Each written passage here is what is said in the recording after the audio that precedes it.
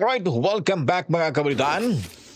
Magandang buhay, heto na naman ho tayo, nagbabalik na naman at maghahatid sa inyo ng mga saamot-saring impormasyon na dapat ho nating malaman sa loob ng 24 oras. At itong pagtutuhid ho natin sa mga baluktot na mga paniniwala at binaluktot na impormasyon ho mga kabalitaan. Sa oras na ito ay ating pag-usapan ho itong talagang hindi mapipigilan na ho yung rally ng INC itong darating na Lunes. So, Lunes na no? Lunes na Lunes. So ano kayang mangyayari ho mga kabalitaan no? At ayun nga si Mema ay parang nagiging parang nabaliw sa sarili mga kabalitaan. At naging ilusyonada na rin ho. Siya pala yung ilusyonada, hindi itong si Inday Sara Duterte. Mantakin niyo po naman mga kabaitan, nagsumbong ho sa kapulisan. Alamin ho natin yan maya-maya dahil nga po bago ho tayo magpapatuloy at paalala lamang ho, huwag niyo pong kalimutan mag-subscribe at pindutin ang notification bell. At mag-comment, mag-like, then i-share niyo po itong video ito kung nagugustuhan niyo po. At pakiusap lamang po sa inyo, kung may makikita ho kayo diang ads ho sa ating mga video or sa video ito, huwag niyo pong i-skip. Ipagpatuloy niyo lang ho sa panonood dahil ito po ay nakakatulong na rin ho sa inyong lingkod mga kabalitaan. At sa mga sa mga nanonood ho, lahat ng mga nanonood, Luzon, Visayas at Mindanao, welcome ho kayo dito mga Filipino overseas Filipino workers at of course yung talagang masugid ho nating tagapanood, wala na pong iba dyan sa Cebu City. Mayong adlaw ni Nanay or ni Mami Rose Tobias dyan sa Cebu City. Welcome naman ho. At ni Tubi 1984. Yon, naalala ko na boss Toby. So ayun po, bago tayo magpapatuloy mga kabaitan, diretso ito wala na itong edit-edit. Magkamali man tayo rito, dire-diretso, pakinggan nyo na. At kayo na pong bahala mga kabalita. Importante ho, maibigay ho natin itong mga paksa, yung may importanteng impormasyon na ating ilalahad sa inyo sa mga oras na ito mga kabalitaan. At bago ho tayo magsisimula talaga sa paksa ho natin, importante ho itong intro natin dahil sila ay natatawa. At sa amin, nakapag-harvest na kami, kakatanim lang eh. So, hindi, buti na lang yung timing, hindi yung bago aanin, nakapag-anin na tayo. So, kung yung season na susunod, okay. It's, there's a... 1,000 pesos. Ang ganda mo today. Hindi, bakong bangal.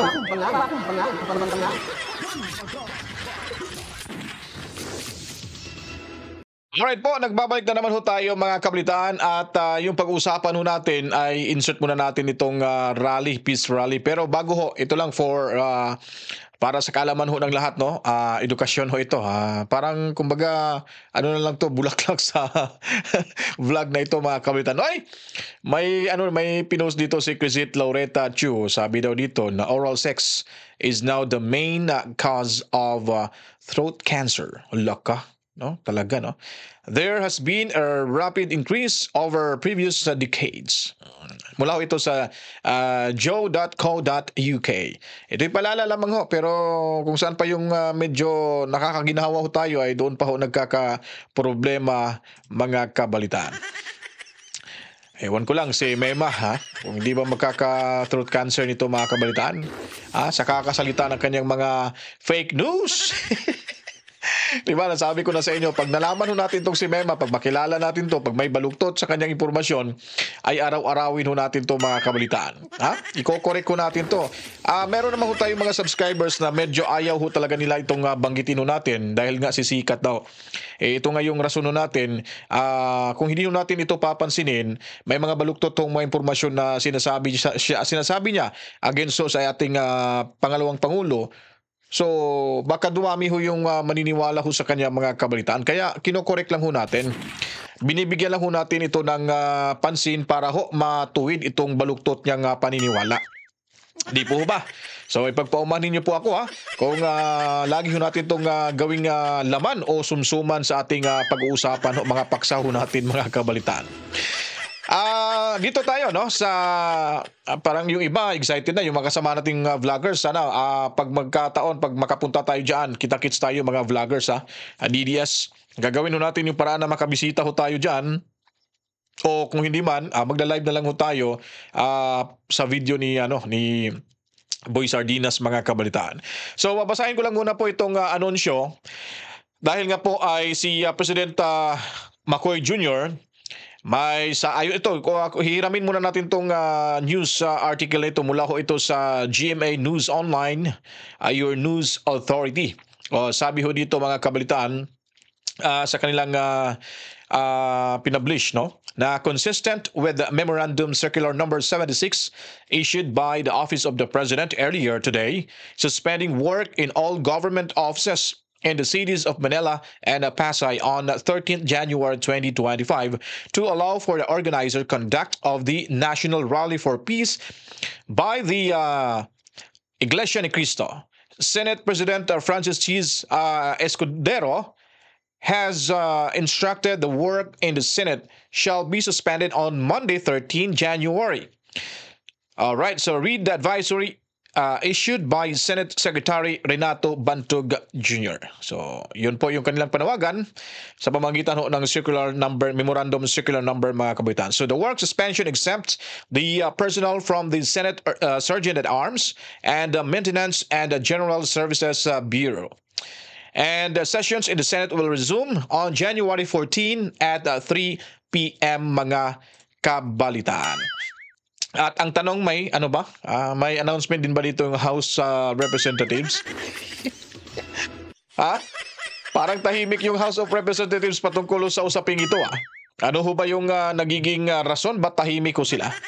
Ni hao, ni ho, wala ho tayong narinig. Baka meron sa ibang network o news online platform. So baka meron doon. Hanapin ho natin yung kanilang announcement.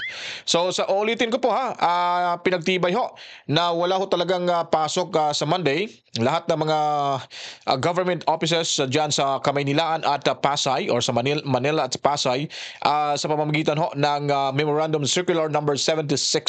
Alright? Circular o Memorandum MC Number 76 mga kabalitaan. Okay? So ayun. Talagang excited na ho yung mga kababayan natin, mga DDS, yung mga kapatid nating Iglesia ni Cristo.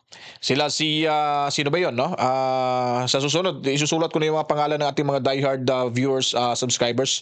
Ang naalala ko lang si Jonix, Dennis Velasco, at sino pa ba yung iba? Marami, Pasensya na sa iba, At anyways, marami naman ho tayong araw pa na isulat natin yung mga pangalan ho nila.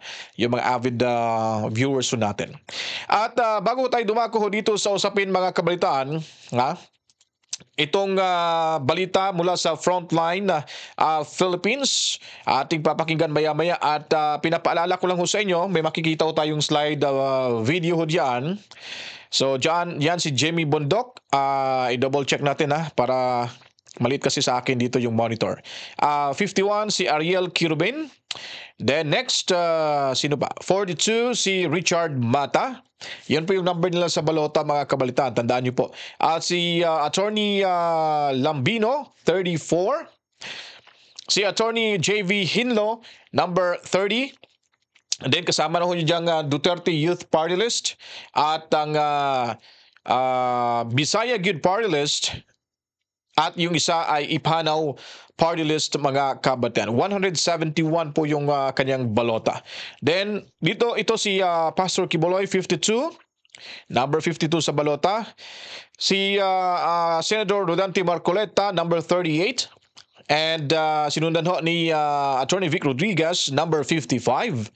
And number 22 si Ronald Bato de la Rosa, and followed by Senator Bongo, number 28.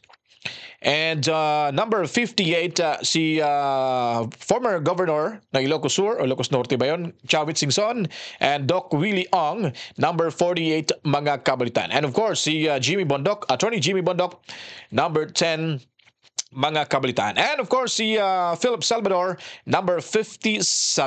And lastly Ariel Kirobin, number 51. Okay? So sila ho mga kabalitaan yung ating mga PDP laban na senatorial slate mga kabalitaan. At dito na ho tayo, papakinggan natin tong report mula ho sa Frontline Philippines, INC Peace Rally bago tayo dadako sa pagmumukang ito mga kabalitaan. Okay? Tingnan yung bibig napakakapal. Ano bang kapal nito? Bibig or yung lipstick lang? Anyway, dito tayo sa balita ng Frontline Philippines Kabalitaan. Mahigit 1 milyong taga-Iglesia ni Cristo ang inaasahang dadagsa sa peace rally laban sa impeachment kay Vice President Sara Duterte. Asahan na raw ang matinding traffic dahil ilang kalsada ang isasara sa Maynila. Nasa frontline ng balitang yan si Gerard de la Peña. Kasado na ang peace rally ng Iglesia ni Cristo sa Quirino Grandstand sa Maynila sa Lunes. Nasa 1 milyong miyembro ng INC ang inaasahang dadalo sa rally mula Di ba? Mantakin mo? 1 milyon? Tinatayang 1 milyon. Mema. Sasabihin niyo pa na may mga, tignan natin kung may dadalo ba na mga ibang relihiyon na dadalo sa rally na iyan. 1 milyon na yan, miyembro pa. Talagang miyembro ho lahat yan sa INC. How much more pa kaya? Kung dadalo ho at sasali itong iba pang mga religious sects, mema, di ba? Talagang mahilig ka talaga sa fake news, ano? At mamaya ibubulgar ho natin itong kapitsua ni Mema mga kabalitaan na. Pilingera itong hinampak na babae mga kabalitaan. Ikokorek ko natin itong kanyang statement. May mga nababanggit siya sa video diyan. Mamaya iko-connect ko natin yan dito mga kabalitaan. sa iba't ibang bahagi ng Luzon. Kaya ngayon pa lang, pinaplano na ng LGU ng Maynila at ng MMDA kung saan papapwestuhin ang libu-libong sasakyang daragsa sa Lunes. Halos 20 designated parking areas ang itatalaga ng MMDA. Papayagan ng INC members na mag-park ng sasakyan sa isang lane ng ilang kalye sa Maynila. Pero kung may sasakyan na hahambalang sa daan, hindi raw mangingimi ang MMDA na isyuhan sila ng violation tickets o ipahatak ang mga sasakyan. Dapat isang lane lang ang sasakupin. Hindi po pwedeng sakupin yung buong karsada. Dahil kung magkaroon po ng emergency, kailangan po may dadaanan ang mga emergency vehicle. Dahil sa dami ng inaasahang tao, may mga isasara ring kalye. Kabilang ang Katigbak Drive, South Drive, Rojas Boulevard, TM Calao, Bonifacio Drive, P. Burgos at Maria Orosa. Magpapakalat naman ng mga tent at portalet ang MMDA para sa mga dadalo sa rally. Ang lokal na pamahalaan ng Maynila, pagtutuunan naman ng emergency response at peace and order sa rally. Nag-alert na rin po si Mayor sa mga nearby hospitals para in case merong magkaroon ng Kung di ako nagkakamali, anak siguro to ni Atras Abante mga kabalitaan. Kasi Abante yung apelyido Attorney Princess Abante. Spokesperson and Head of Communication Office of the Mayor City of Manila. Bata pala to ni yung ati-ati ni Yorme. Malamang pag manalo si Yorme, tanggal na rin tong yung kanilang spokesperson nila dyan. Papalitan na yan ano kayo mangyayari ni Abante nito? Di Atras Abante mga kabalitaan. minor na mga medical needs, meron din kagad na mapupuntahan. Para makameno sa traffic, sinuspinde na rin ng Malacanang ang pasok sa klase at trabaho sa mga tanggapan ng gobyerno sa Maynila at Pasay sa Lunes. Sa Cebu City naman, wala pang anunsyo kung isususpinde ang pasok o kung may isasarang kalye. Pero ayon sa organizer ng Peace Rally doon, tinatayang aabot sa 300,000 ang sasama sa rally nila. Tiniyak naman ng Philippine National Police na hindi maaapektuhan ng Peace Rally ang mga nakaschedule na programa ng sinulog. Ang Peace Rally na yan ng Iglesia ay bilang pagsuporta raw nila kay Pangulong Bongbong Marcos. Kaugnay ng pahayag nitong sayang sa oras ang impeachment laban kay Vice President Sara Duterte. Kaya sa baluarte ng mga Duterte sa Davao City, may daan-daang libong INC members din na makikiisa sa Peace Rally. Nakatakdang isara bukas hanggang sa Lunes. May may Davao, may Cebu, may Luzon, Manila. Ano sinasabi mo, kakaunti lang yung dadalo dyan, tapos sasabihin mong hakot. Paano kaya pag yung taga Cebu, yung taga Davao, pumunta pa ng Maynila, talagang sasakit yung yung liig mo niyan. Talagang high blood rin ka siguro, Imagine mo, sa Maynila pa lang, 1,000,000 na pala, mahigit. Kulang-kulang, 1,000,000. Sana ba yung fake news mo? Na ilan lang yung dadalo at sinasabi mong hakutan. Nako talaga tong si Mema talaga, para lang may masabi ba? Yes, ang ilang kalsada sa Davao City para magbigay daan sa idaraos na programa. Nagbabalita mula sa Frontline. Ayun, no? Sa San Pedro Street, CM Recto Avenue, Pilayo Street, Iniego Street, C. Bangoy Street, Rizal Street, Bonifacio Street, Palma Hill Street, Davao City Coastal Road, January 13. Ilan ba? 24689? 24689. Ang daming kalye na mapapasara pala sa Lunes, mga kabayan. Tapos sa Kamayninlaan, 7. Pitong kalye yung isasara. Yun. So ano nang masasabi ni Mema dito? Talagang pupunta daw siya eh. Ewan ko lang kung makakalusot ba ito, mga kabalitaan. Kasi nga, takot na nga ito kay Kap Dado. Takot na siya, mga kabalitaan, sa kanyang seguridad. Nag-umiipal na naman, no? Akala mo sinong sikat? Akala mo kung sinong personalidad na sikat ay nag-umingi ng tulong sa kapulisan, mga kabalitaan, sa ating pambansang pulisya. Nagpa-blatter dahil daw umano nagbabanta si Kap Dado. Talagang inusig sa kanyang konsensya at di talaga nakatulog at hindi tinantanan si Kap Dado. At tingnan mo yung katangahan nito, mga kabalitaan, nagpa-blatter pa. Dahil si Kap Dado daw ay nagbanta sa mga bangag vloggers, mga kabalitaan. Tapos siya lang naman nagsabi na wala naman palang pangalang binanggit si Kap Dado. Paano ba magiging kriminal o krimen yung sinasabing pagbabanta? May mention nga, wala nga kung sino sa inyo. Kaso nga lang, guilty. Ayan kasi, pumapasok kasi sa hindi linya, kaya tingnan mo tuloy, parang nagiging umiksi na yung buhay mo tuloy. Sa kakalingon mo, takot ka na. Sabi niya pa dito, hindi daw siya natatakot para lang daw sa kanyang seguridad. Ba't ka ba nagpapablatter? Sabi mo, walang kakwenta-kwenta si Kap Dado. Ba't ka ba nagpablatter? Dahil inusig ka ng konsensya mo, dahil tinamaan ka sa pagbabanta ni Kap Dado? Masakit, no? At nakakatakot. Kasi yung bunganga mo kasi walang preno. At sabi pa niya dito, hindi niya daw, wala daw siyang ginawang character assassination sa ating VP Sara Duterte. Tingnan mo nga naman yung kasinungalingan. Matapos niya pinagsasabihan ng masasama, pinagsasabihang special child, may kalaguyo na security guard na miyembro ng PSG ba yun?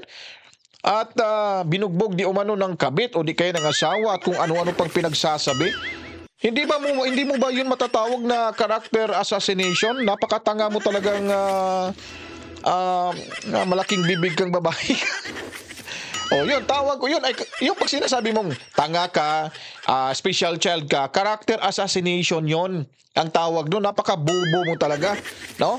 Pakinggan ho natin dito si Mema Sabi, mga kabalitan. Dito, itinanggi niya na hindi daw siya nag-character assassinate ni Inday Sara Duterte. Sige nga, pakinggan ho natin to, mga kabalitaan. So hello guys, what's up? It's me again, Alicia Nyo, at nagbabalik ulit para sa ating panibagong video. So nakikita nyo ba yung picture na yan? So ako po yan. Grabe, ang kapal ng makeup niya. Tingnan mo sa dito, sa picture. Grabing i-edit ng AI nito eh. Para hindi mahalata, para hindi mamukhaan ni Kap Dado. Tingnan mo yung original face niya dito sa camera. Tingnan mo paglabas, di ba? Grabe, ang kapal ng makeup eh. Ito maganda siya pag may makeup, pero pag walang makeup, ito pala yung pagmumukha nito. Napakasagwa. Paano kaya magkaanak to? Nako, siguro, ewan ko lang kung sana makaanak siya ng maganda sa kanya, hindi mas maganda sa kanya. Yun ay character assassination. Ikaw naman, hindi ka naman marunong talaga umintindi. Reading comprehension mo kasi at mag-research ka naman. Magbasa ka dun sa Google University mo, mag-aral ka dun. Mema? Tuloy ho natin to, mga kabalitaan. Pakinggan ho natin to mga yung mga litanya na dito. Mga minamahal, bandang 2:00 pumunta po ako sa police station para mag-report po patungkol nga sa binitawang pahayag sa statement ni Dado Climiente patungkol nga po sa mga pro-gov at mga supporters na sumusuporta dito nga po sa administrasyon ni PBBM. Yung kanyang remarks po kasi na binitawan is hindi po talaga tama. Parang dinahiya, no? Nagpapablatter pa siya. Ano kayang sinasabi ng mga pulis doon? Siguro pinagtatawanan to eh. Parang ginawa niyang bupol yung mga puliso doon. Nagpapablatter na hindi naman direct sa kanyang sinasabi. Tingnan mo yung katangahan nito. May binanggit ng pangalan si Cap Dado na, ay, Mema, gugurgurin kita pag nakita kita. Yun, pwede mong ipablatter. Threat yun sa buhay mo. Pero in general, pag sinasabi na yung mga DDS pag hindi yan ihinto sa character assassination ni BP Sara, gugurgurin ko yan.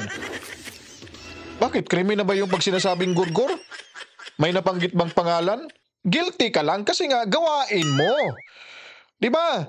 Gawain mo kasi kaya natatakot ka na. Oh, 'di ba? Tingnan mo, inusi ka na ng konsensya mo. Oh, sa sobrang mo, kaba at hindi ka makatulog, talagang nagsumbong ka pa sa pulisya. Oh, ganun po 'yun, karma is real. Oh, tapos iyahambing mo pa o sasabihin mo pa diyan yung namatay yung vlogger sa Davao, tinatanong mo pa na yung grupo ba ni Cap Dado yung tumera? Grupo ni Cap Dado yung tumera. Hoy, mag-research ka muna. Hindi porket DDS vlogger yun na namatay ay pinagpapatay na ng mga supporter ni Duterte. Kilala mo ba yung taong yon? I-research mo muna. Baka magkakasama ba kayo araw-araw? Para sabihin mong mabait to siya at talagang ginugurgol sa kampo ng mga Duterte. Ikaw mahilig ka talaga sa fake news, no? Mema, tingnan mo nga yung bibig mo diyan, no, sa itong picture, sa video mo at sa picture. Talagang pinakapalan mo talaga yung yung make-up mo diyan para hindi ka makilala ho nila. Oh, pag lumabas ka ganyan din ha, para hindi ka makilala. Oh, gumagamit ka pa ng artificial eh. Artificial beauty. O, tingnan mo yung beauty na to, bunganga nito, baka ma-throat cancer ka ha? Na sayang yung PhilHealth. Wala pa naman tayong budget dyan. Na ang sabi niya, dapat itong mga PBBM vloggers or pro-government ay dapat daw pong tinitegi. Tapos ang malala pa doon, ay nailista na daw po yung pangalan sa kanilang intel. Hala, Mema, patay ka dyan. Wala ka, nasa listahan ka na siguro, kaya guilty ka, no? Sabi niya, hindi daw siya takot ang kanya siguridad lang, pero guilty na to mga kabataan. At takot na ito dahil na wala nga binanggit na pangalan si Cap Dado, baka isa ka na doon nasa listahan. Kaya kasi mag-aral ka muna bago ka pumasok sa mga itong bagay.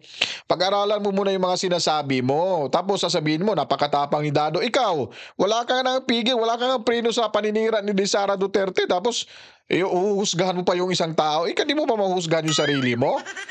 Oh. Siyempre, takot ka na ngayon. Kabahan ka talaga. Ha?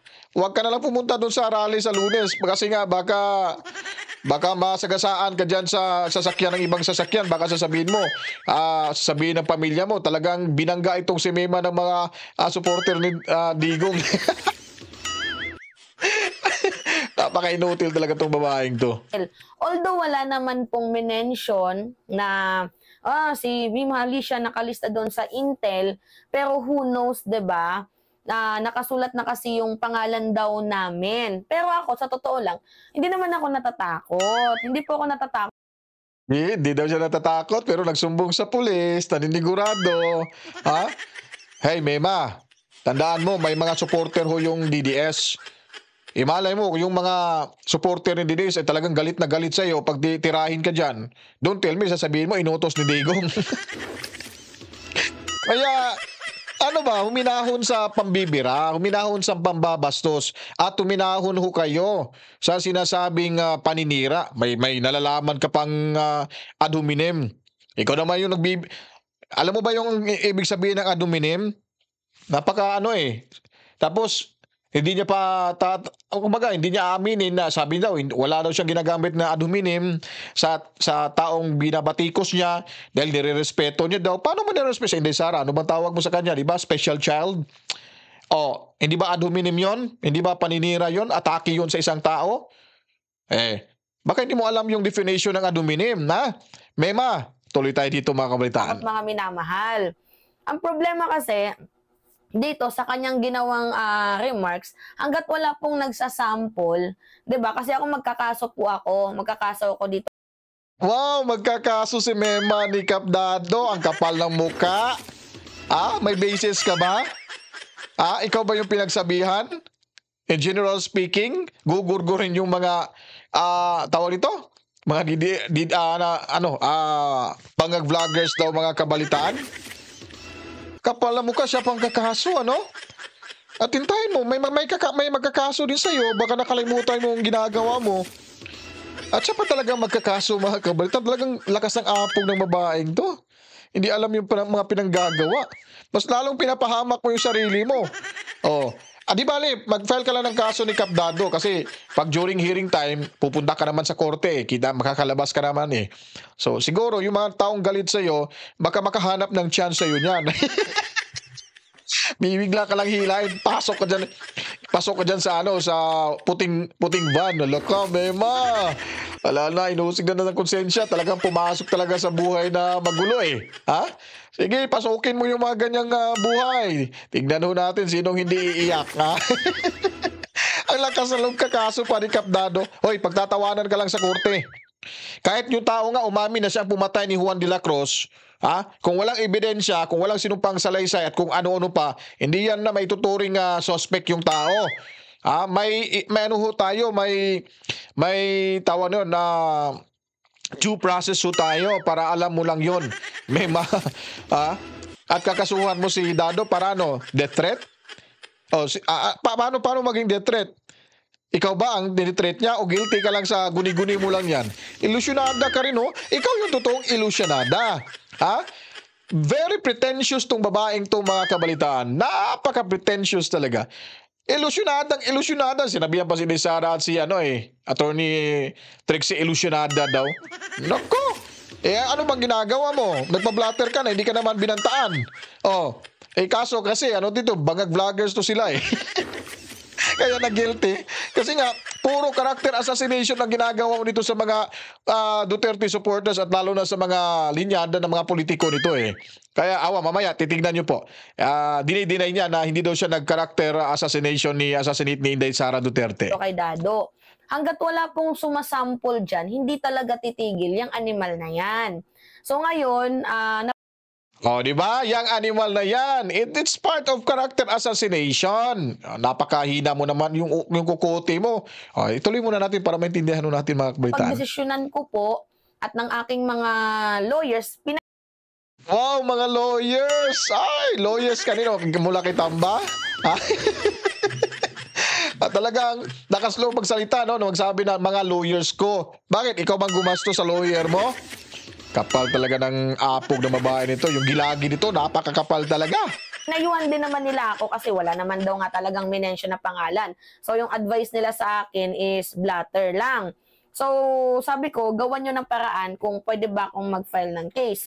Wow, gawan nyo ng paraan. Inutusan yung abogado. Paano magagawa ng paraan? Sinabi na nga ng abogado, talagang tangang-tanga talaga itong babaeng to. Sinabi na nga sa kanya na, hindi naman sa iyo direktang sinasabi. Wala namang siya pa nga nagsabi nun eh. At mahirapan talaga itong magsampa ng kaso. Parang gawin mo pang bobo yung tao, yung abogado mo, no? Hoy, wag mong gamitin yung pagkabobo mo sa abogado mo kasi hindi yan madadala sa iyo yan. Sino ka ba? Utos-utusan mo? Sinabihan ka na nga na wala tayong magagawa dyan. Magdaga to sa batas. So, i-update na lang po ako nila soonest kasi alam ko naman po yung real name ni Dado at may nagbigay din sa akin ng info kung saan nakatira itong si Dado Clemente.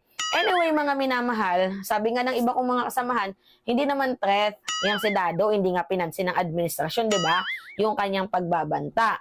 Ang problema kasi, ang tapang niya kasi, di ba? Magsalita, yung parang tipong wala siyang kinakatakutan.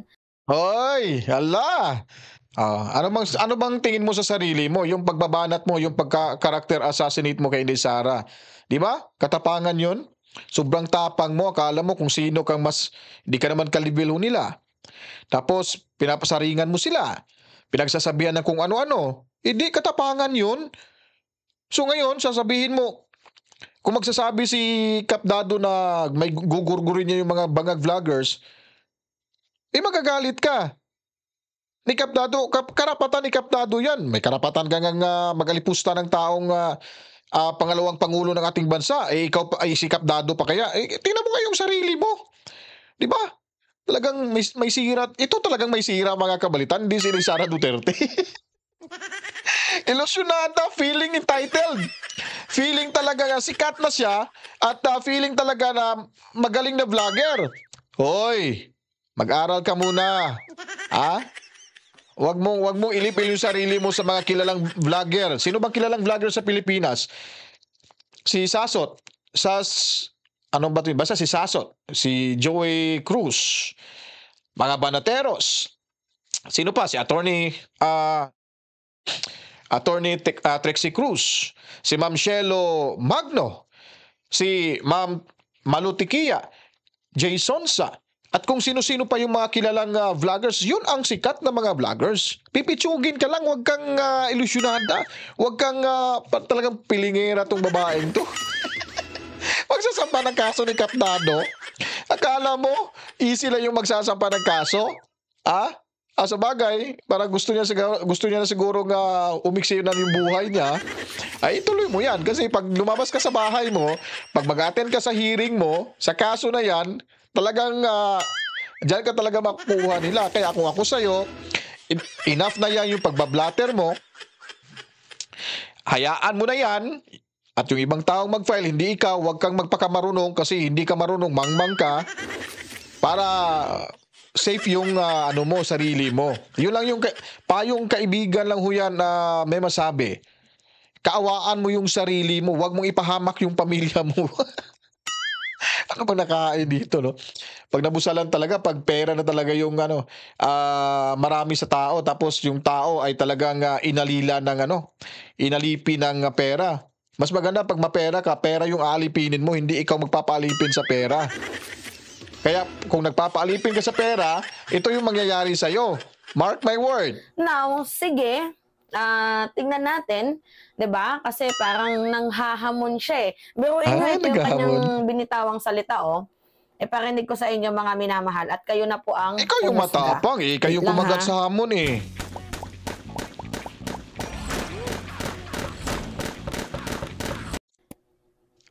Ang problema itong mga Marcos na mga vlogger at mga troll.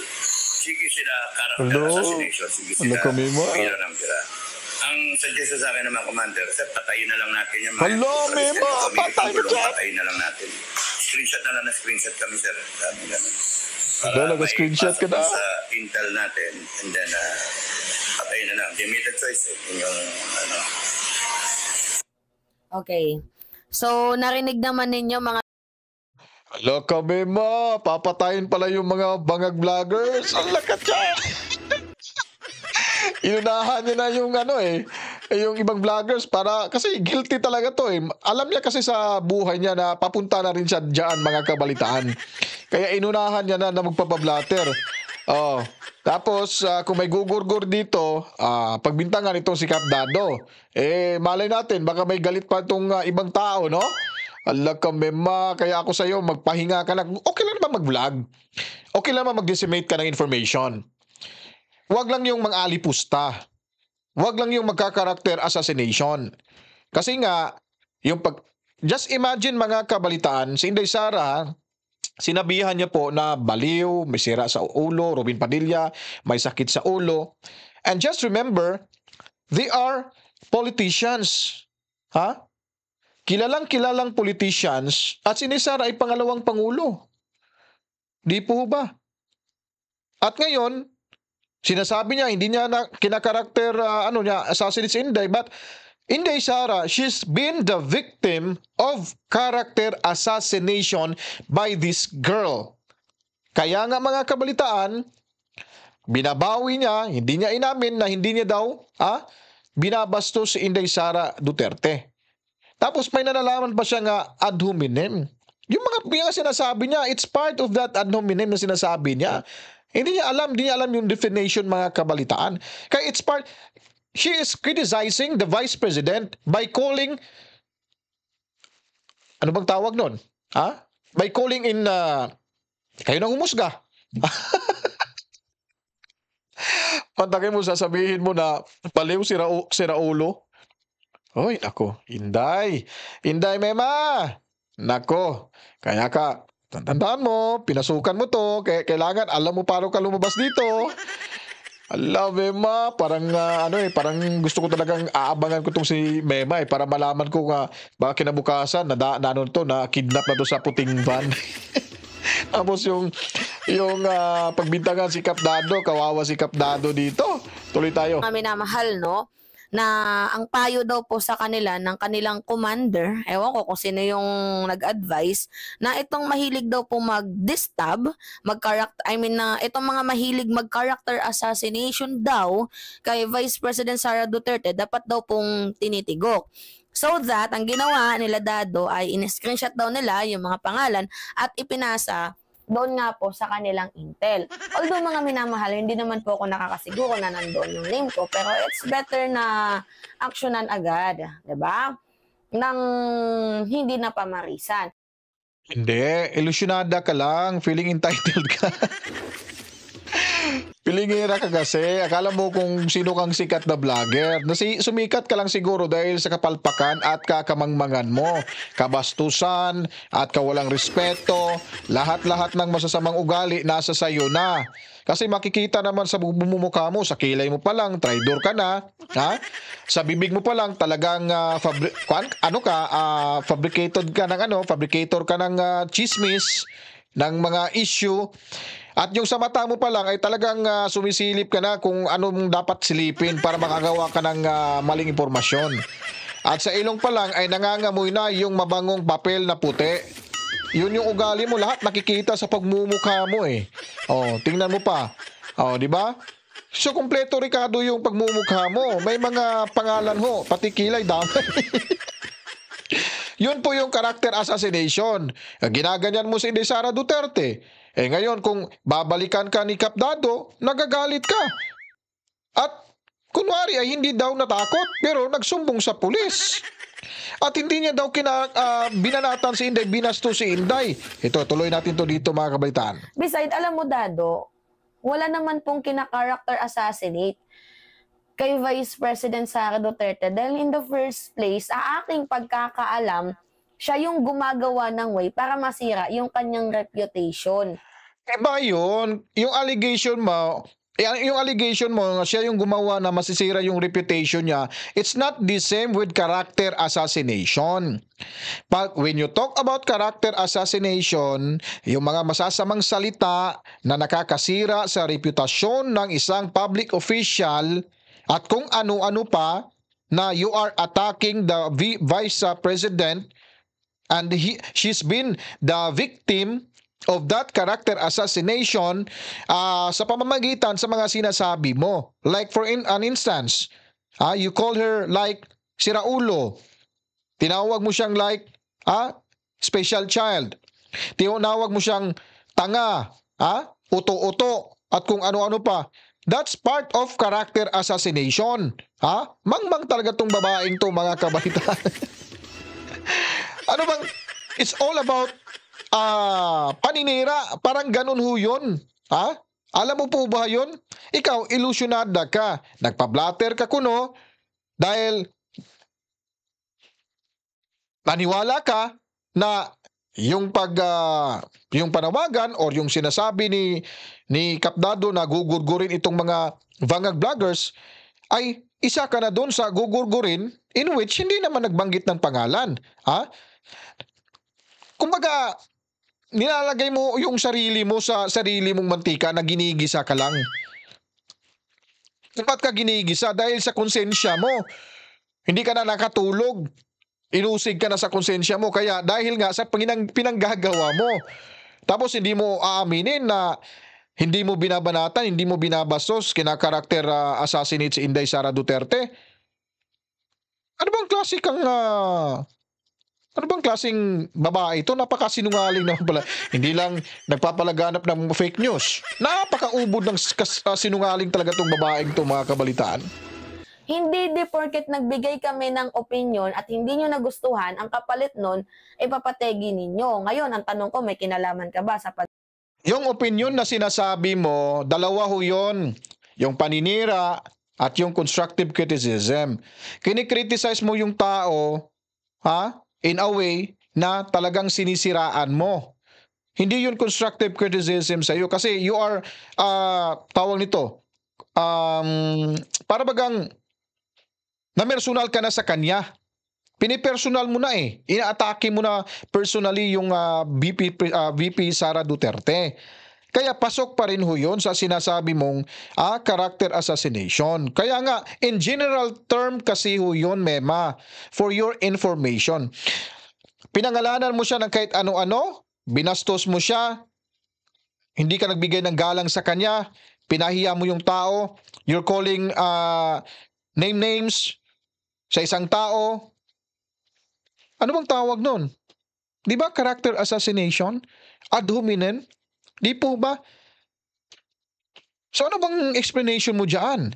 Ba't ngayon, sa sobrang takot mo, dininay mo na hindi mo talaga kinakarakterize si Inday Sara Duterte? Hindi mo na sinisiraan. Opinion lang yung sinasabi mo. In which you are criticizing our Vice President in a different way. Pinapahiya mo yung si Inday Sara Duterte. Without any proof. Like for instance, si Bangag Jr., sabi yung amo mo, may videong lumabas na bangag, yun ang pinagbabasihan nila. O sinasabi natin, magnanakaw yung kamera. O kasi may nawawalang budget. Flood control project, nawawala yung budget nila, ilang billion ho yun. Yung Maharlika funds, nawawala yung 75 billion. Ano bang sasabihin mo? Na misplaced lang yung 75 billion pesos? So hindi na sila, wala nang accountability sa mga pangyayari ngayon, yung ating mayabang kapulungan. Siyempre mga magnanakaw yan. That's a general, one word nga to describe that mayabang kapulungan. Diba? Ano bang description mo sa mayabang kapulungan? Mga magagaling sila? Magagaling kumalimbat ng pera? Ano ba? Maraming ang magnanakaw dyan. Yun po yung ibig sabihin nun. Pero ikaw, talagang napakasinungaling mo. Gumagawa ka talaga ng fake news. No? Parang parang ngayon siguro ito na yung yung pinaka-panimula ng kanyang pagkatakot.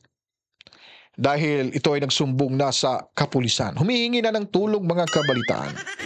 Mema, sabi. pagkamatay ni Jacob Arroyo? Tama ba? Si Jacob ba yun, mga minamahal? Yung nabaril? Ito nga si amigo ng bayan. Yan. So, ang tanong natin dito, may alam ba itong si Dado Clemente? Di alamin mo, ba't ka pa nagtatanong? Kung yung taong pumatay, tatanungin mo kunyari, yung tao pumatay sa taong yan, tapos tatanungin mo, ikaw ba yung pumatay? May tao bang aamin na siya yung gumawa sa krimen? Ang buba talaga to. Pag-imbestiga ka, gamitin mo yung pagiging vlogger mo na fake, na walang kalaman-laman. Hindi tatanungin, bakit si Dado? Kung tatanungin mo, aamin ba si Dado niyan? At do you think si Dado yung gumawa nun? Talaga tong babaeng to, hinampak talaga. Dito sa pagkamatay ni Jacob Arroyo?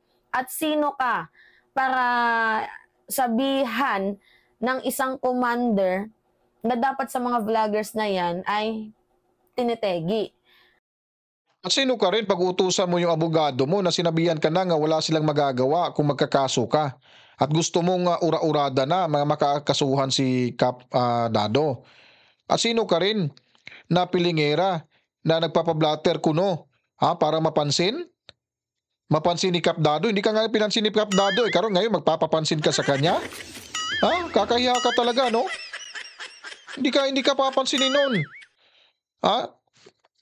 Kung mag-file ka ng case, mag-file ka na lang ng case. Kasi alam mo, hindi yan aabot sa korte. Ha? Tatawanan ka lang dyan sa piskalya, tatawanan ka lang sa ginagawa mo. Hanggang barangay lang yan. Hanggang barangay lang yan. Yung kaso mo hanggang barangay lang. O di kaya hanggang piskalya lang yan. O baka hindi mo maintindihan kung anong piskalya, ano yung korte at ano pa, ano-ano pa. Akala siguro nito, pag mag-file ng kaso, diretso na sa korte. Napaka, tanga talaga to eh. Dadaan pa ho yan ng barangay. Kung hindi man yan, grave, kung ano pa yung mga kasong-kasong mabibigat, idadaan yan sa barangay. Kung hindi man dadaan sa barangay, sa piskalya yan. Piskalya yan, babasahin yung yung merits ng kaso na yan. Pag hindi ho swak, goodbye. Kaya ka talaga. Ano yung posisyon mo? May connection ka din ba sa Davao Mafia? Sa tinutukoy na DDS? Di ba? Ang kabubuhan nito, ang DDS daw, Davao Mafia o di kaya DDS, ang ibig kasi sabihin na ng DDS, Davao Death Squad.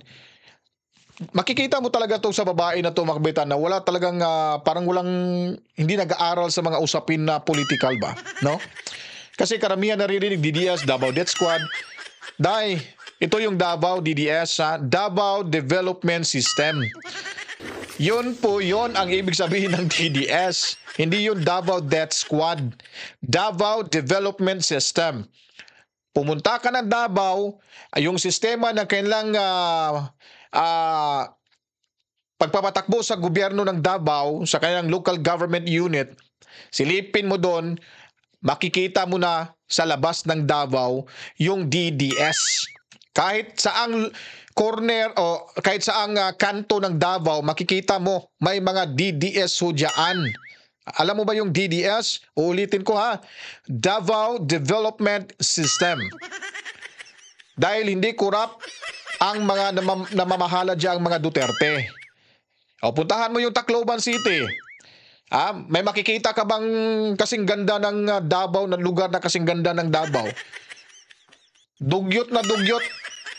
Yung Tacloban, walang kaumi-umento. Kung wala sigurong Robinson dyan, siguro yung mga tao dyan, parang nasa malayong kabihas na nakatira. Yun ang totoo dyan.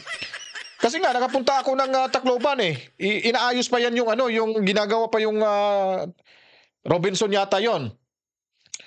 Kung wala yung Robinson, nako, ang mga tao doon parang ewan ko lang kung makapunta ng Cebu para sigurong nakaapak na sa langit. Ganun ho. Buti nga yun, pumasok yung pumasok yung Robinson. Medyo maginhawa na, parang syudad na rin titignan. Di ba? Day, mag-research ka naman paminsan-minsan. Kasi, mga minamahal, if paglalaruan lang natin, itong kaisipan, base na din sa action ni Kap Dado, 'di ba? Itong mga vloggers na to dapat ipapapatay. Parang ang bilis lang sa kanila. Ang bilis lang sa kanilang kumuha ng buhay. So ngayon, mapapaisip ka na lang din. Lagang inuhusgahan na yung mga DDS, na mamamatay tao. Walang pagkaiba to sa Huwad Committee. Sa mayabang kapulungan, wala talagang pagkakaiba talaga. Kung ano yung puno, siya yung magiging bunga talaga. Ito na bunga na to eh, bunga ng mga kasinungalingan. Bunga ng kamangmangan, bunga ng ilusyonada, pareha sila dyan sa Huwad Committee. Mga ilusyonado yan sila dyan, ilusyonada eh. Mga pilingero. Isa na rin to. Parang nakakatakot na yung mga karakter dyan sa Huwad Committee kasi nanganganak na lumabas na sila ngayon eh. Pumasok na sa social media yung kanilang mga bunga. Kakawa talaga itong ginampak na bahay na to. Kung si Vice President Sara nga, 'di ba, ganun-ganun na lang pagbantaan ng presidente. Tapos itong mga ganitong klaseng tao katulad ni Dado Clemente, ang bilis lang din magbigay ng list ng mga vloggers na kanilang ipapatira. Dapat matakot ka na kasi baka malay natin na nandun ka, isa ka na rin doon, di ba? Kaya maganda yung ginawa mo, pablatter mo na, tapos magsampa ka ng kaso. Pero yung sa katangahan mo ay hindi yan tatanggapin sa korte. Walang korte na patutunguhan yung kaso mo. Piskalya lang yan, o di kaya sa barangay lang yan, mga kabalitaan. Talagang hindi nagbabasa to eh. So meaning, nasa mafia ka. So, sino yung leader ninyo? May connection ka ba? Kay former President Duterte, kasi si mismong dating presidente na nagsabi na totoo daw po ang Davao Death Squad. Di ba? Inamin daw ni Tatay Digong Duterte nga totoo. Totoo nga. Totoo talagang may DDS. Pero Davao Development System. Yun. O, tingnan mo yung mukha dito. Tingnan mo yung mata. Parang nag-transform na mga kabalita, no? Maya-maya, parang magiging ano na to tiyanak. Tingnan yung mukha, oh. Nan.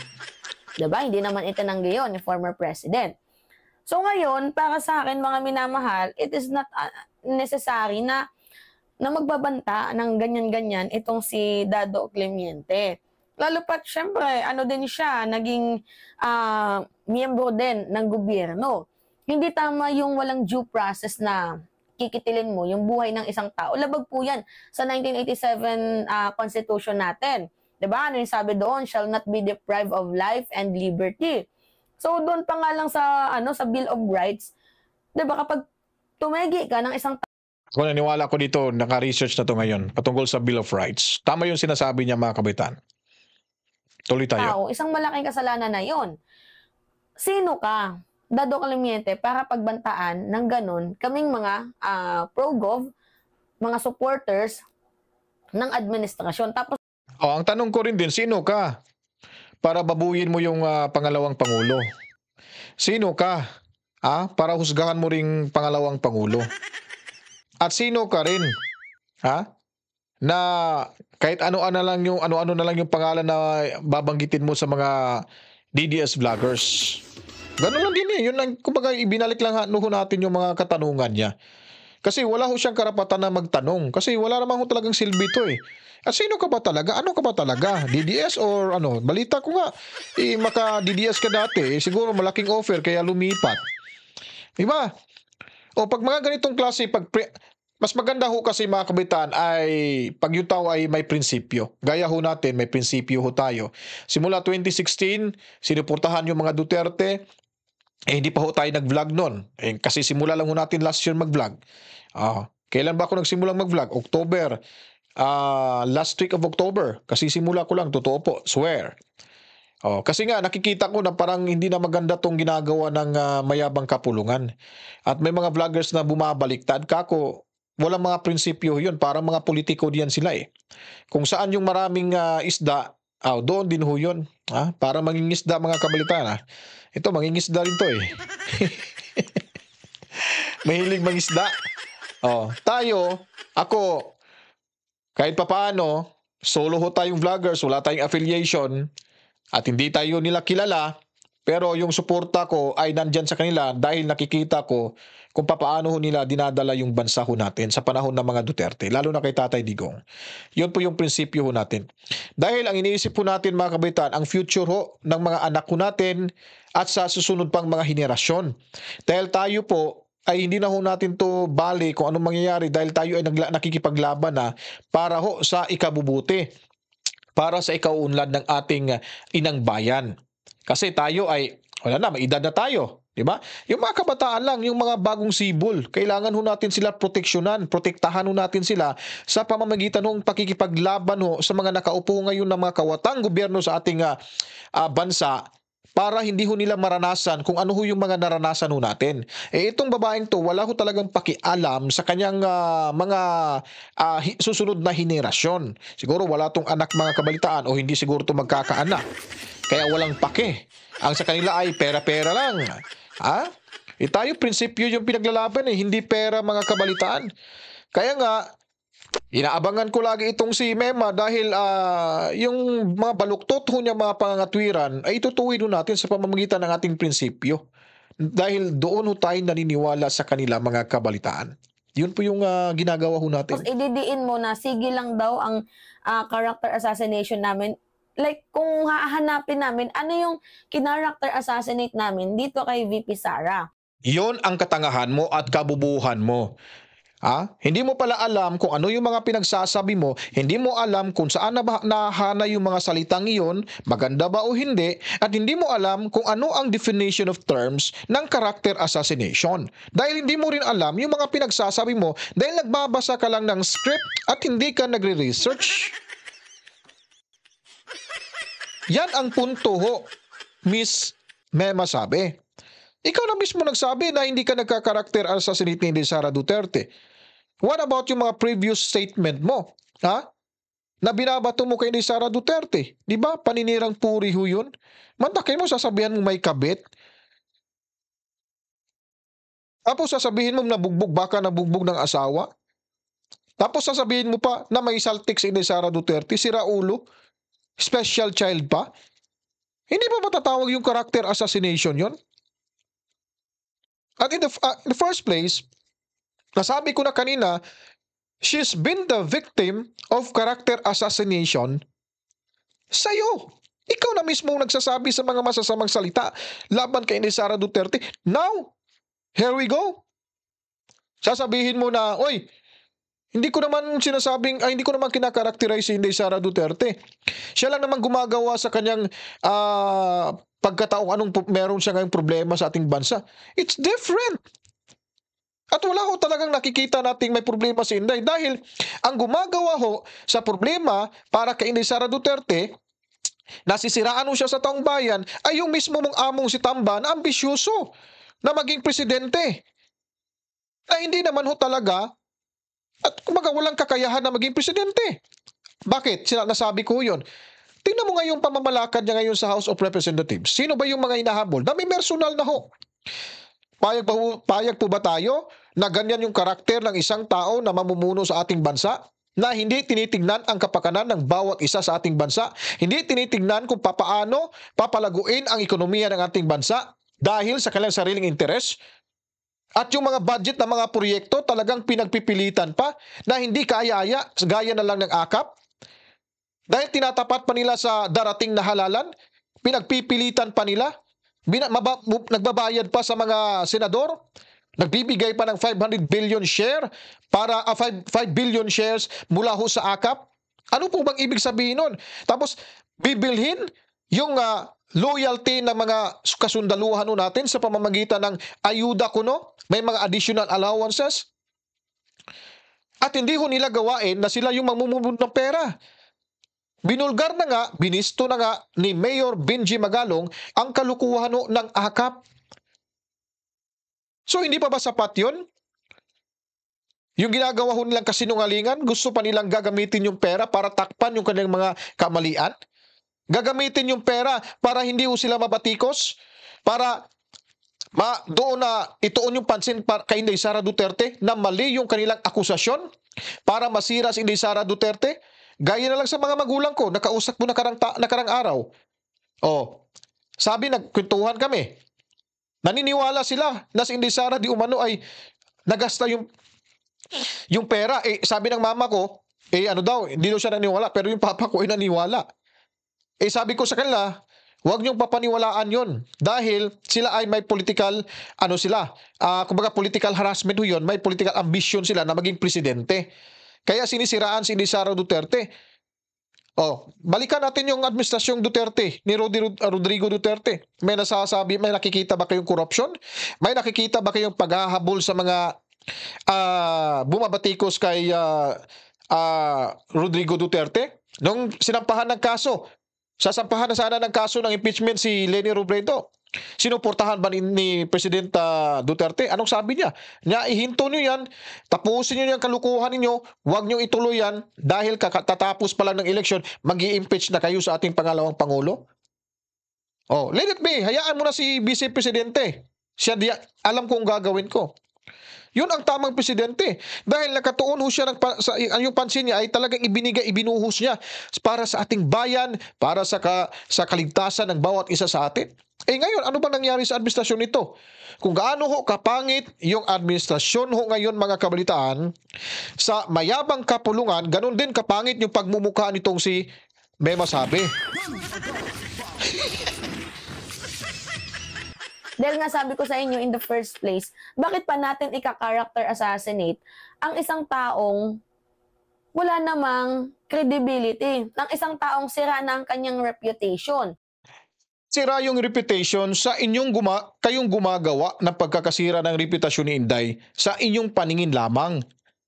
32 million ang hindi naniniwala na sira na ho si Sara Duterte. Tahimik lang ho. Kayo lang po yung nagpapalabas na sira na yung reputasyon ni Inday. Paano nasisira? Confidential fund? COA? Hindi ba kayo nahiya sa COA? Yung COA ay nagpalabas ng unmodified result, opinion result, na si Inday Sara ay nagsasabi na si Inday Sara ay hindi ho nagnakaw ng pera mula sa Confi funds. Kayo lang yung nagsabi-sabi dyan sa WAD committee na may nalustay na pera. Magkaiba pa yung resulta. Sino magpapaniwalaan? Yung WAD committee na hindi saklaw ho sa kanilang sa kanilang investigasyon na ginawa, o doon tayo sa COA na sila talaga yung may tahas. Sila talaga yung otorisado na gumawa ng liquidation or audit sa lahat ng mga perang lumalabas mula sa kaban ng ating gobyerno sa mga ahensya ng ating gobyerno. Mga kabalitaan. May kayo, mag-isip nga kayo dyan. Sinong papaniwalaan natin? At anong naging dahilan na hanggang ngayon ay nakatenga pa? Nakatenga pa yung impeachment case ni Inday Sara Duterte diyan sa mayabang kapulungan. Tanong ko lang ho yan, Mema, kung alam mo bang ibig sabihin nun. Ni ho, hindi nagpakita ho si Tamba hanggang ngayon sa Secretary General na si Velasco diyan sa House of Representatives. Dahil ewan ko lang kung ano, nakabakasyon. Sabihin na lang, given ako, nakabakasyon, kaya hindi sila nagkita-kita. Tapos nakiusap pa yung mga salons natin sa ating Secretary General na i-hold muna yung impeachment. Huwag mo nang i-endorse kasi may paparating pang mga kaso impeachment case for fourth time na impeachment case. So ano bang ibig sabihin? Delaying tactics. Dahil nga takot sila sa INC. At dito mo malalaman sa Lunes na talagang ilalampaso kayo dyan, kayong mga bangag vloggers, ilalampaso kayo sa rally ng INC. Ipamumuka sa inyo kasi gusto nyo kasi ng kaguluhan. Gusto nyo ma-impeach Inday Sara kayong mga vloggers, bangag vloggers. Milyon-milyon ang mga hindi naniniwala sa mga pinanggagawa nyo, sa mga kalukuhan nyo dyan. Lalo na itong si Mema na mahilig talagang mag-fake news. Ang dami pa mang naniniwala nito, mga kabalitaan. Ang daming nanonood sa kanyang vlog. Kaya nga, heto tayo. Ikokorek ho natin yung kanyang kamangmangan. Ikokorek ho natin yung kanyang baluktot na pangangatwiran. Dito ho tayo sa tama para ho maintindihan ng karamihan. Gaya na lang yung kabaluktutan na sinasabi niyang hindi niya daw, wala daw character assassination na kanyang ginagawa para kay Sara Duterte. Oh, come on, girl. Talk to the, Marines. Huwag ho dito sa aming mga vloggers kasi matitino ho kaming mga DDS vloggers. May mga pinag-aralan ho kami. At may prinsipyo kami. Yung prinsipyo na lang ho yung pinagbabasihan ho natin dito. Wala kayo dyan. Pera-pera kayo dyan. Kaming mga DDS vloggers, I myself, ay prinsipyo ang ipinaglalaban ho dito. Hindi ho pera. Wala ho kami natatanggap na pera sa mga sino mga politiko na nasa linyada ho ng mga DDS. Lalo na ho kay Tatay Digong, lalo na ho kay Sara Duterte at sinatinatawag ni Barbers na pogo at narco vloggers kuno mga kabalitaan. Never ho yan nangyari, mga kabalitaan.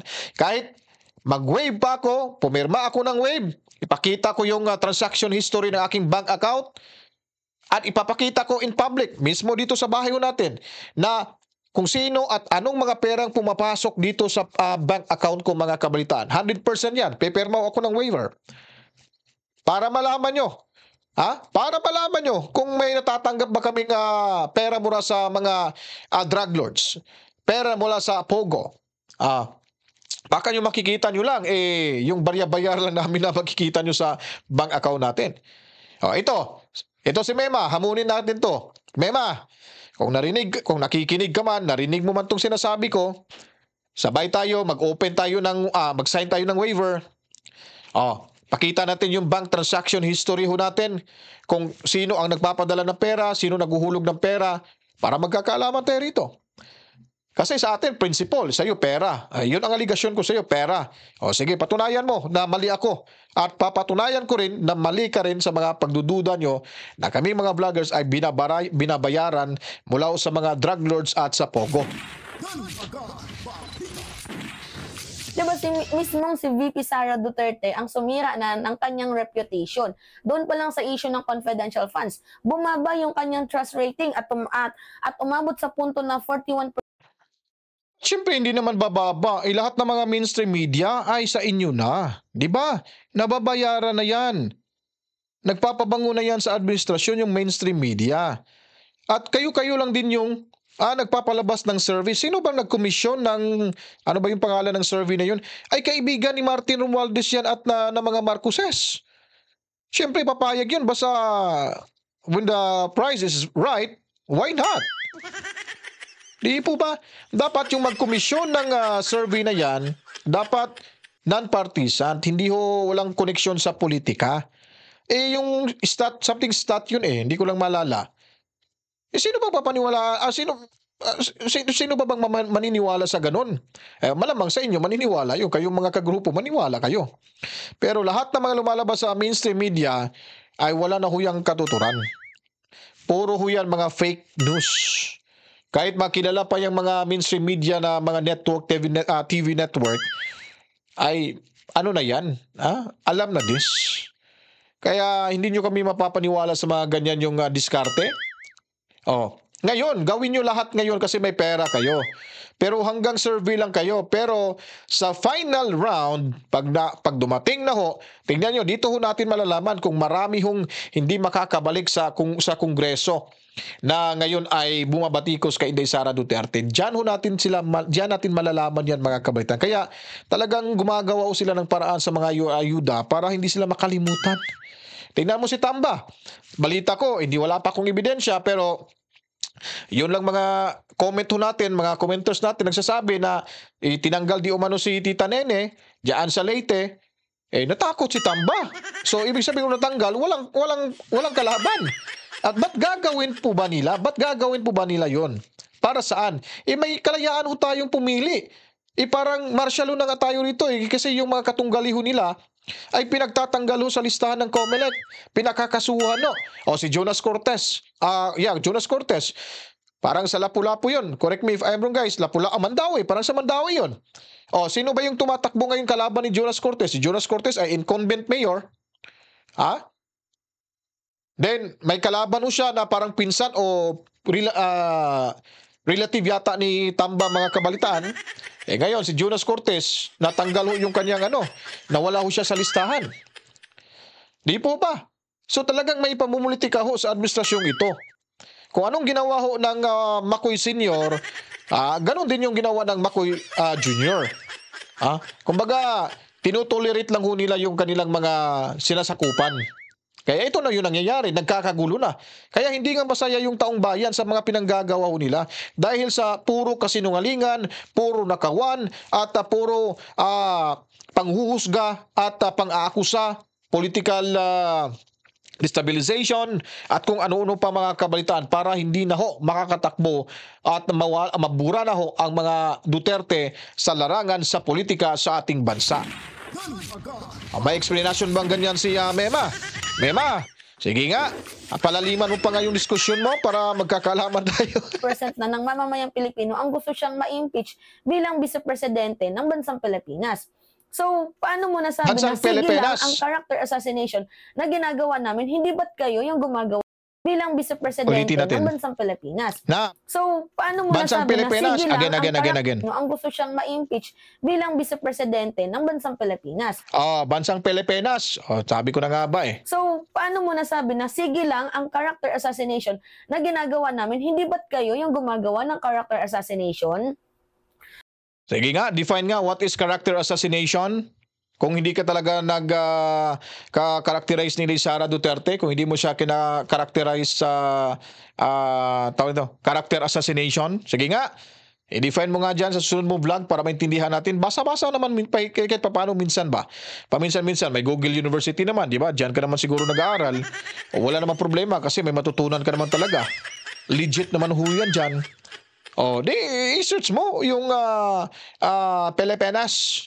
Mga minamahal, imagine nyo na lang sino ba yung mga taong mahilig gumawa ng rally patungkol dito sa ating presidente. Sino ba yung naghahakbang ng maisog? Sino ba yung nag-people power 1? Ay people power 3? Diba? Sino Tangang-tanga talaga tong babaeng to. Alangan mo naman yung kasamahan yung nasa gobyerno ang gagawa ng rally against sa inyong Pangulo. Hindi ka ba boba? Siguro may taga-gobyerno lalabas at magrarally, yun ay hindi na gusto nila yung pamamalakad. Alangan naman yung kaalyado nyo magrarally sa labas, hindi talaga yung oposisyon. At saka talaga yung totoong mga mamamayan, yung mamamayan talaga na gusto ng kapayapaan. Hindi yung kayo-kayo dyan na bahala na ano mangyayari, basta tuloy tayo, tuloy ang ligaya, iiyak yan sila. Ganon kayo eh. Talagang nakapabuba talaga to. Kung ikaw nasa posisyon, payag ka bang yung kasamahan mo sa posisyon, magrarally against sa'yo? Oh, so hindi oposisyon na yan kung ganon. Ikaw, sino bang gusto mong magrarally? Kung hindi yung mga oposisyon, sige nga. ba yung gumagawa ng kwento bangag, adik, di ba? Sino ba yung gumagawa ng kwento mamatay ka na, may sakit, lamierda? Di ba yun yung totoong character assassination? Yan kasi ang hirap sa inyo eh. Pag kayo yung gumagawa. Ang mahirap kasi sa'yo, hindi mo inaamin na ikaw mismo nagka-character assassination ni Inday Sara Duterte. Puro ka kasinungalingan. Ngayon, hugas kamay ka na naman. Ngayon, binatikos mo kahapon. Noong nakarang araw si Atty. Trixie Cruz Angeles na naghugas kamay, hindi na umamin sa kanyang pagbablog. Bakit? Yung pagbablog niya ba ay napanood mo? O yung headlines ng GMA ba yun? O ABS ba yun? Ay, yun ba talaga yung original vlog ni Ma'am Trixie? Tapos pagsasabihan mo, naghuhugas kamay at hindi inaamin yung sinasabi. Di ba? O, ganun ka rin. Di ba, may ugali ka rin palang ganun eh. Hindi mo inaamin na character assassination mo si Inday Sara Duterte. Yan ba yung ibig sabihin mo, mga pinagsasabi mo? May kahulugan ba yan? O kung may kahulugan, ano ba yan? O, talagang hindi talaga ito nagbabasa si Inday. Inday! Ayusin mo. Minsan naman, ayusin mo naman yung script mo na hindi magka-untol-untol ba sa Bisaya pa. Ha? Hindi naman parang check-in na tumatalbog. Dapat straight ka. From 1 paragraph, 2, 3, 4, 5. Ganun sana. Kami, impromptu kami eh. Impromptu kaming nagsasalita. Kaya minsan nagkabulol-bulol na tayo dahil wala ho tayong script na binabasa. Dahil yung mga sinasabi mo, sinasagot ho natin impromptu base ho sa ating kaalaman. Kasi pag yung tao walang kaalaman, nagbe-base lang sa script mga kabalitaan, ay hindi na ho yan, wala na ho yang matutunan. At hindi ho alam yung kanyang mga pinagsasabi. Gaya na lang ngayon, binabastos si Inday Sara, sinasabihang may kabit o kahit ano-ano pa, tapos hindi niya na maintindihan na hindi daw character assassination yung mga sinasabi niya. Talaga, hunghang talaga itong hinampak na to. Okay lang. Tapos pag ginagawa sa inyo, ayaw nyo. Pero tayo mga minamahal, with all facts lang naman tayo. So argument to argument, hindi po tayo gumagamit ng katulad nila ad hominem. Ganon sila eh. Tingnan nyo ako, arguments lang daw. Oo nga, arguments nga lang daw. Pero iba yung arguments ay attacking yung personally ang sa'yo. Di ba? O gamit-gamit ka pa ng tinatawag mong ad hominem. O ikaw, ano bang ibig mo sabihin sa ad hominem? Di ba? Pag criticize sa isang tao, dalawang criticism yung yung tawag dyan, yung bad at saka yung good, yung constructive criticism. Yun po ay kailangan, meron ho tayo dyan para matuto tayo. Sa'yo, hindi naman yung constructive criticism, paninirang puri ho yun sa'yo. Yung personal na buhay ni Inday Sara, pinapakialaman mo na mali-mali rin naman. Ano bang tawag nun? Di character assassination pa rin. Talagang napaka-ub mo talaga itong babaeng to, mga kabaitan. Pinipilit niya talagang sinasabi na hindi daw siya nagka-character assassination ni Inday Sara Duterte. Yung sa kanya arguments lang. Paano nagkakaroon ng arguments? You are not arguing Inday Sara Duterte. Alam mo yan, you are not arguing Inday Sara Duterte in the first place. Tinitira mo siya na wala siyang kalam-alam sa mga sinasabi mo. It's not about arguments, it's not about discussion. It's all about pamimersonal sa'yo. That, you call it, character assassination pa rin.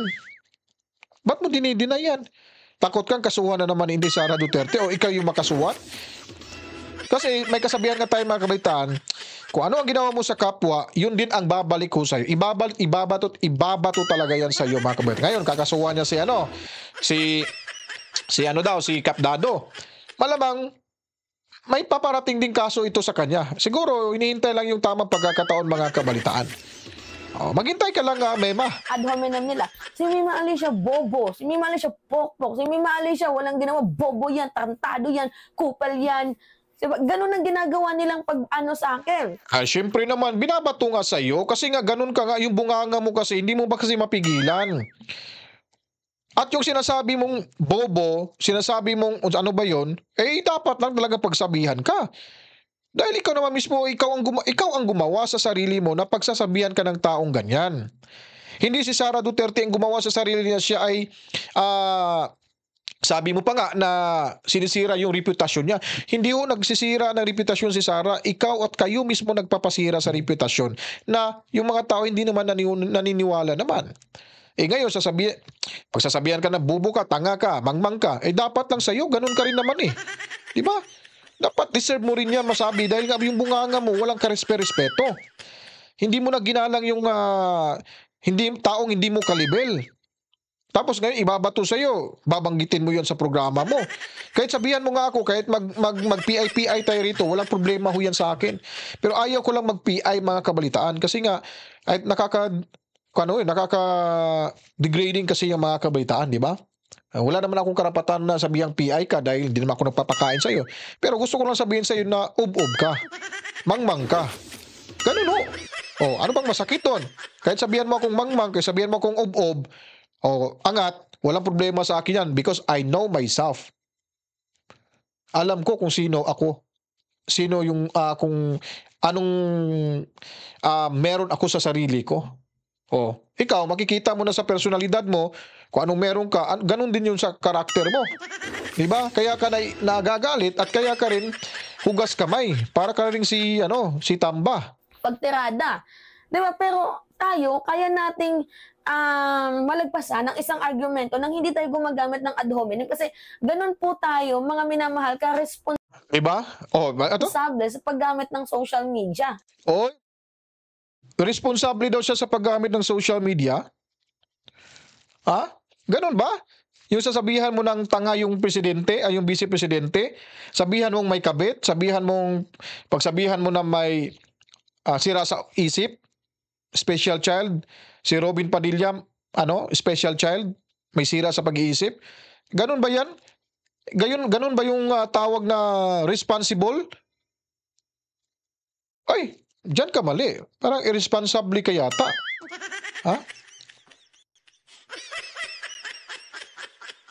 Baliktad na ngayon. Sino pa yung nag-alipusta ng tao, siya pa yung responsible sa paggamit sa social media.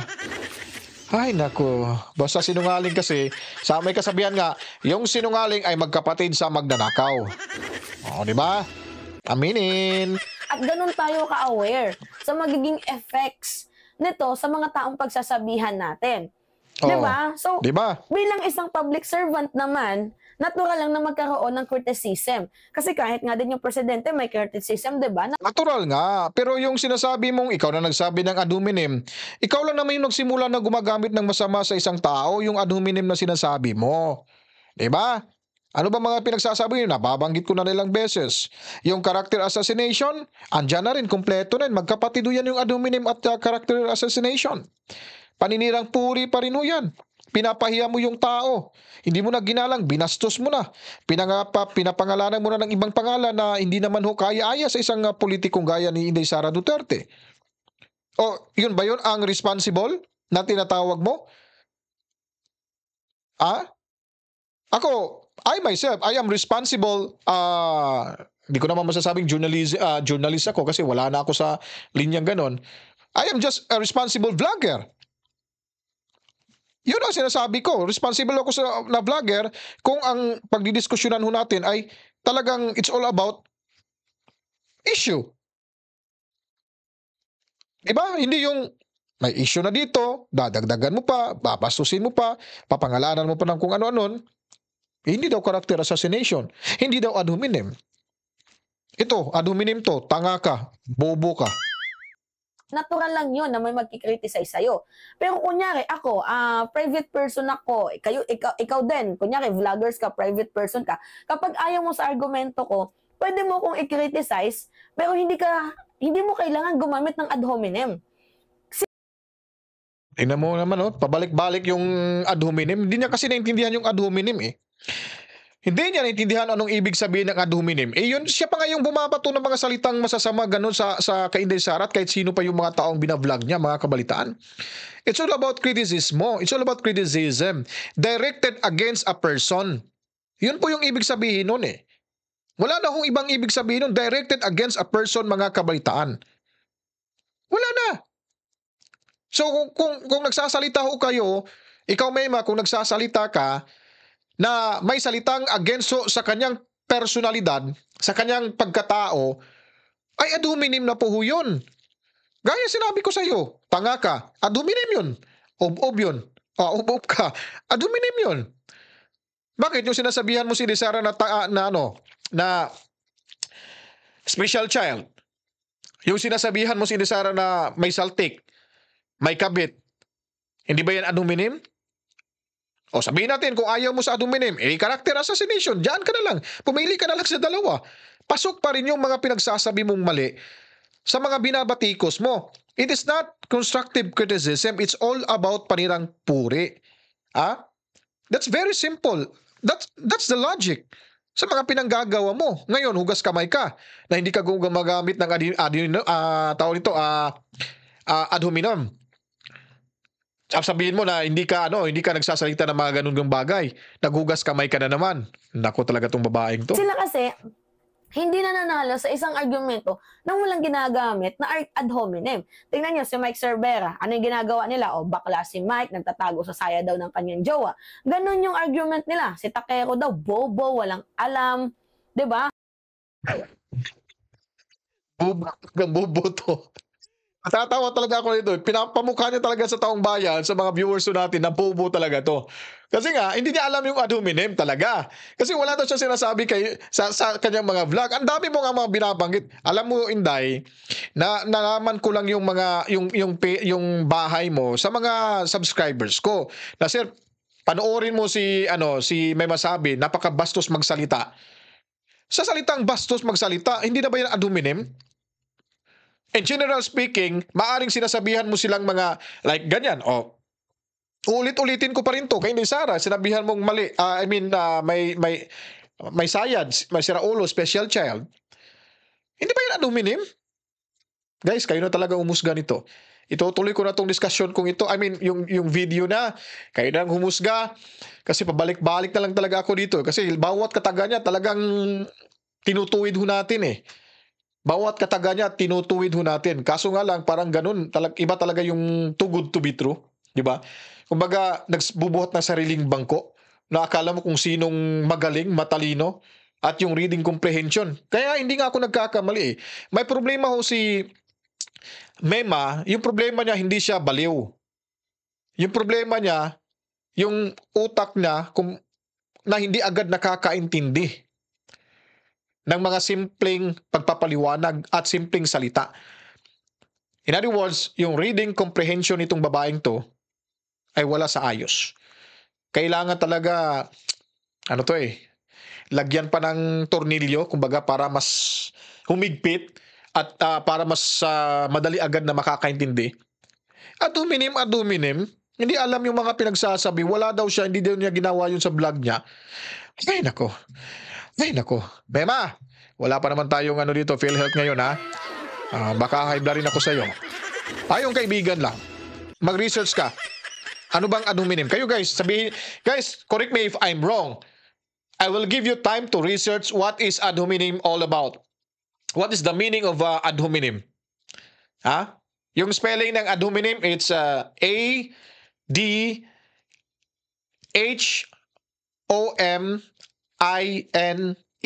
Ad hominem. I-search nyo guys. Kasi yung ibig sabihin ang ibig sabihin ho natin ay yun po ay it's all about criticism. No? But itong ad hominem na to ay hindi magandang kritisismo. It's not constructive criticism. It's all about against to tawag dito, directed against a person na talagang nakakasira ho sa reputasyon ng tao. So ulitin ko po, ad hominem. I-search niyo po mga kabaitan kung anong ibig sabihin nun. So tuloy na lang ho natin to, pakinggan natin kasi konti na lang tong minutong natitira sa kanya. Ganun sila bumanat. Minsan nga personal attack yung ginagawa nilang pagmanat. O itong si Jake Magnus, bobo yan, walang alam yan, tanga yan, kupal. Wait. Last na lang tong comment natin mga kabalitaan. Minsan nga daw a personal attack. Girl, it is still part of character assassination. We call it personal attack or ad hominem. You got it? You got it? You got it? Personal attack. It's still part, umbrella ho yan ng character assassination or either ad hominem. Okay? Take your time. Yan. Diba, ganun sila magsalita. Pero tayo, hindi nyo kami maririnig na nagsasabi ng ganun laban sa mga kapwa namin vloggers, even though na hindi kami magkapares ng pinaglalaban. Kunyari, kaaway kita. Hindi naman sa totally kaaway. Kunyari, ibang vloggers ka, dyan ka sa DDS, pero never kitang aatakihin ng ad hominem. Ipi-play natin yung video mo, pero yung atake doon sa argumento, doon sa issue. Hindi tayo na, bobo talaga itong kupal na adik. Diba? Hindi tayo ganun. Kung may pagkakataon man na nasasabihan natin ng walang alam, meron naman tayong facts. Tingnan nyo ako. Nag-content ako kay Maharlika, hindi ad hominem yun. May pinakita tayong ebidensya na siya meron niyang skandal, na siya ginorjo niya yung kanyang asawa. Meron tayong mga Hindi yan ad hominem kung may video ka ipapakita. Ang ad hominem ho kasi, nasa konteksto ho mo yan. Nasa konteksto mo yan kung paano mo sasabihin, paano mo i-describe, paano mo elaborate, at kung paano mo iintindihin. Yun po yun, ang ad hominem. Mga salita, mga katagaho yun na makakasira ho sa reputasyon sa isang tao. Yun ang ad hominem. Kung when you talk about character assassination, ay parang magpinsan lang ho yan sila. Mema, naku talaga ebidensya. Hindi tayo yung ad hominem ng ad hominem ng ad hominem. Kasi hindi po tayo ganun. Marunong tayong rumespeto sa bawat isa. Kaya nga sabi ko sa inyo, hindi ko papalagpasin itong ginawa ni Dado. Inireport ko na po, pinablatter ko na. Again, hindi niya daw papalagpasin yung ginawa ni Dado. Ano bang ginawa ni Dado sa'yo? Wala nga siyang binanggit na ikaw. Guilty ka dahil yung kabastusan mo ay nilamon mo na ngayon. At na-realize mo na siguro na baka isa ka sa listahan ni Dado dahil alam mo kung gaano ka kabastos na babae. Alam mo kung gaano ka kawalang galang sa ating vice presidente. Kaya guilty ka kasi inatake mo si Inday Sara Duterte. Yung ipinaglalaban ni Kap Dado, itong si BP Sara Duterte. Ngayon, nakahanap ka ng katapat at pinagbabantaan yung mga bangag vloggers. Ano ngayon? Magsusumbong ka sa pulis, magkakaso ka. For what? You wanna file a case against this person? Oy, come on. Pagtatawanan ka lang sa korte, ay hindi pala sa piskal sa barangay. You don't have any proof. Na magsampaho kayo ng kaso. It's just only sasabihin ng, allegation man lang to. Wala mang krimen na nangyari. It's not a crime. It's not a crime kung sasabihin mong, papatay ako ng tao na walang pangalan. Not unless, kung sasabihin ni Kap Dado, Mema, humanda ka. Humanda ka.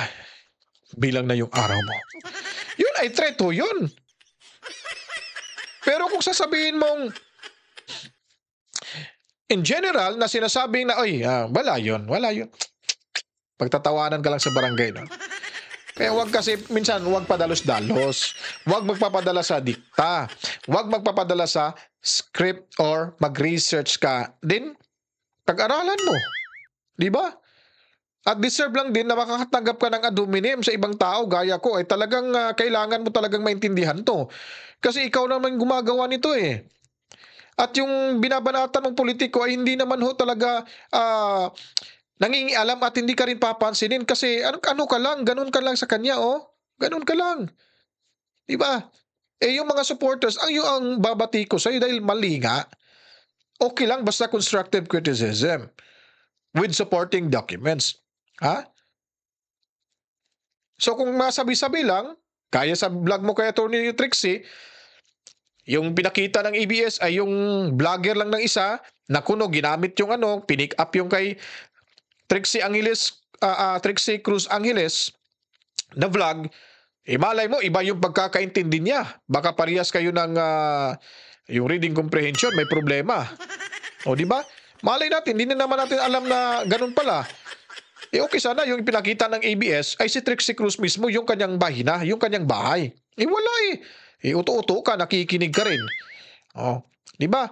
O, yun ang ad hominem. Isa sa mga ad hominem. Uto-uto ka, ob-ob ka, para mga ganun pagsasabihan kang angat ka, ay nararapat lang ho yan. And it's part of an expression. Expression din po ho yan. Not just only ad hominem. Ha? Okay lang ba? Napakaangat tong taong to. Napaka-ob-ob tong taong to. It's just part of an expression. You cannot argue with that. Kahit sa ang teksto sa diksyonaryo na makikita mo ay talagang ganun. Di ba? Pero kung pagbabantaan ka, ay ibang usapan yan. Pero pag narinig mo lang na binabantaan, nagbabanta, at in general speaking, kung mga general statement, wala kang habol dun. Ang sayo, ang ginawa mong katangahan mo lang talaga. Di ba? So ayun po mga kabalitaan.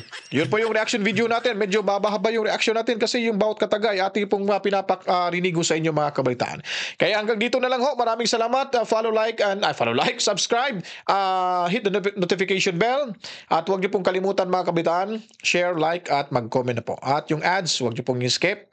Kasi pag na-skip niyo po, nako, sayang ho yung bonus ho natin dyan mula sa YouTube mga kabalitaan. Para ho pambili ho yan natin ng ating kape. At the same time, sa mga gustong magbigay ng pakulay, matsalamu sa inyong lahat. Ako po magpapaalam na. Magandang araw po, Mami Rose Tobias, nanonood ngayon dyan sa Cebu. Si Boss Tubi, 1984. To God be the glory. Mama, chip chip. Peace out.